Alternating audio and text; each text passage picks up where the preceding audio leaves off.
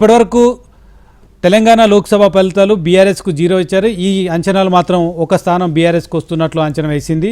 So మరొకసారి చూద్దాం. కాంగ్రెస్కు 7 నుంచి 4 స్థానాలు, 9 నుంచి 12 స్థానాలు బీజేపీకి, బీఆర్ఎస్ ఒక స్థానం వస్తుందని అంచనా వేసింది. ఇకపోతే CNN న్యూస్ 18 ఏపీ లోక్సభ పైన తన అంచనాలను వెల్లడించింది. 5 నుంచి 8 స్థానాల్లో వైసీపీ, 19 నుంచి 22 స్థానాల్లో ఎన్డీఏ కూటమి విజయం సాధించబోతుందని CNN న్యూస్ 18 తన ఎగ్జిట్ పోల్ ఫలితాలను ప్రకటించింది. ఇక CNN న్యూస్ 18తో పాటు CNN న్యూస్ 18 లోక్సభ ఫలితాలు, ఏపీ లోక్సభ ఫలితాలను ప్రకటించడంతో పాటు ఇండియా న్యూస్ ఏపీ లోక్సభ ఫలితాలను ప్రకటించింది. వైసీపీకి 7 స్థానాలు, 18 స్థానాల్లో ఎన్డీఏ కూటమి విజయం సాధించబోతున్నట్లు తెలిసింది. అసెంబ్లీ ఎన్నికలకు సంబంధించి నాగేశ్వర్ గారు అన్నట్లు ఇంకా అసెంబ్లీ ఎన్నికలకు సంబంధించి ఇండియా న్యూస్ ప్రకటించలేదని చెప్తున్నాం. అదేవిధంగా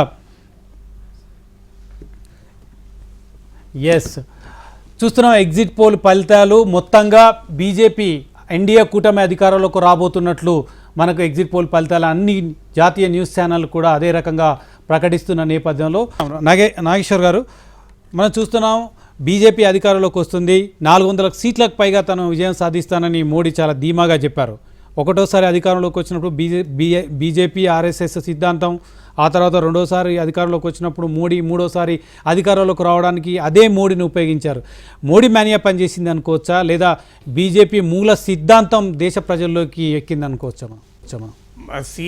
బీజేపీ మూల సిద్ధాంతం దేశ ప్రజలకు ఎక్కిందా లేదంటానికి మీకు CSDS Lokniti, centre for study of developing societies Lokniti వల్ల ప్రీపోల్ సర్వేలో అడిగారు, హిందూ రాష్ట్రాన్ని మీరు కోరుకుంటున్నారా అంటే 11% మాత్రమే హిందూ రాష్ట్రాన్ని కోరుకున్నారు. అంటే బీజేపీ మూల సిద్ధాంతం కన్నా కూడా మీకు 2014లో యూపీఏ ప్రభుత్వ అవినీతి ఆరోపణలు, కాంగ్రెస్ పార్టీ ఎకానమీని మిస్మేనేజ్ చేయడము, అది యాంటీ కాంగ్రెస్ పొలిటికల్ వేవ్, 10 ఏళ్ల పాటు కాంగ్రెస్ అధికారంలో ఉండడం వల్ల యాంటీ ఇన్కంబెన్సీ, మోడీ ఫినామినాకు కారణం 2014లో. 2019కి వచ్చే వరకు Pulwama, Balakot, surgical strikes, Nationalist fervour, జాతీయవాద భావోద్వేగము రగలడం ఒక కారణం. 2024 కారణం ఈ రెండు కాదు. 2024 ఒకవేళ బీజేపీ మళ్ళీ స్పష్టంగా గతం కన్నా ఎక్కువ సీట్లతో గెలిస్తే మనం అర్థం చేసుకోవాల్సింది, ఇంగ్లీష్లో మంచి ఈడియం ఉంది, to strike but not wound అని. అంటే కొట్టగలిగారు కానీ గాయపరచలేకపోయారని. సో డెఫినెట్గా opposition could strike BJP but they could not wound BJP.